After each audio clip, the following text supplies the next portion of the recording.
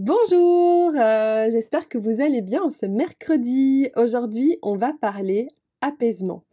Et en parlant d'apaisement, j'ai une pierre que je voudrais vraiment mettre à l'honneur, c'est la sélénite.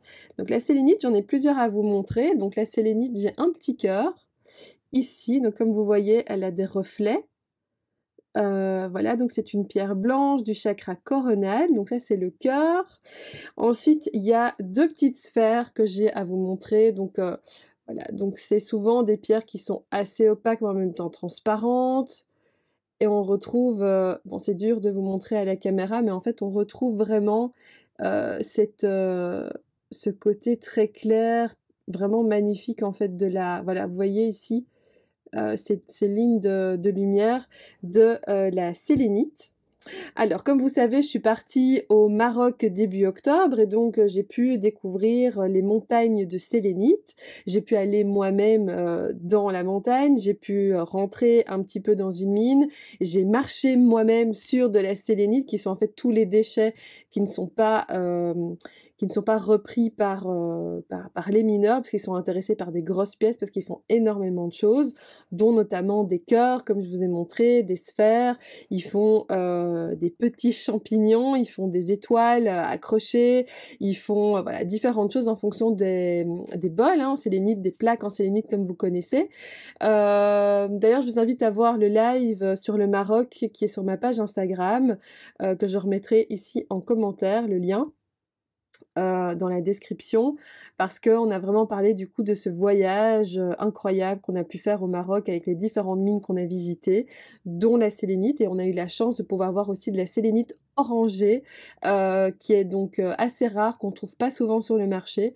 Donc voilà, maintenant je ferme la parenthèse Maroc et je vous parle du coup de la sélénite. Donc comme je vous ai dit, la sélénite c'est une pierre qui est en fait dans le chakra coronal, donc qui est ici, au niveau du front, au niveau de la tête, donc une pierre vraiment de connexion, mais c'est une pierre qui est super douce. C'est vraiment une pierre qui est conseillée pour les femmes enceintes, qui est conseillée pour les femmes allaitantes, qui est conseillée pour les enfants, parce qu'elle est vraiment super douce. C'est une pierre donc qu'on peut utiliser en méditation. Par exemple, les sphères, c'est assez idéal pour les méditations parce qu'elles tiennent justement super bien au creux de votre main.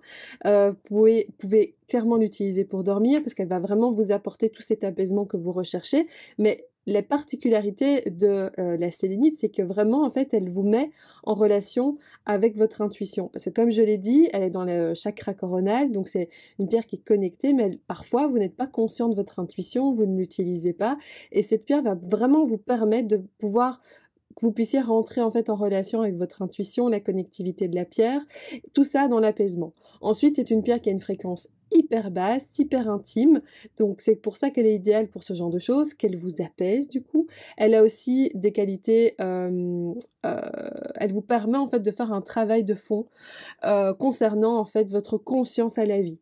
Pourquoi? Parce que parfois d'ailleurs on le voit dans les séances de TPE, les personnes en fait au moment de la naissance, le fait d'avoir été séparées de leur maman, forcément on coupe le cordon ombilical, mais parfois en fait ça crée des traumas. Parce que on arrive dans notre incarnation, dans le ventre de la maman, on ne fait qu'un avec la maman, et puis après tout d'un coup on devient deux personnes totalement distinctes, il y a dissociation. Et en fait parfois ça peut être traumatique pour les enfants. Et en fait cette pierre, pourquoi elle est conseillée pour les enfants et pour les femmes enceintes, c'est justement pour ça. C'est de pouvoir faire ce travail de fond tout en douceur avec de l'apaisement, ou pour pouvoir justement apaiser les enfants qui ont du mal à dormir, qui ont peut-être ce problème de dissociation.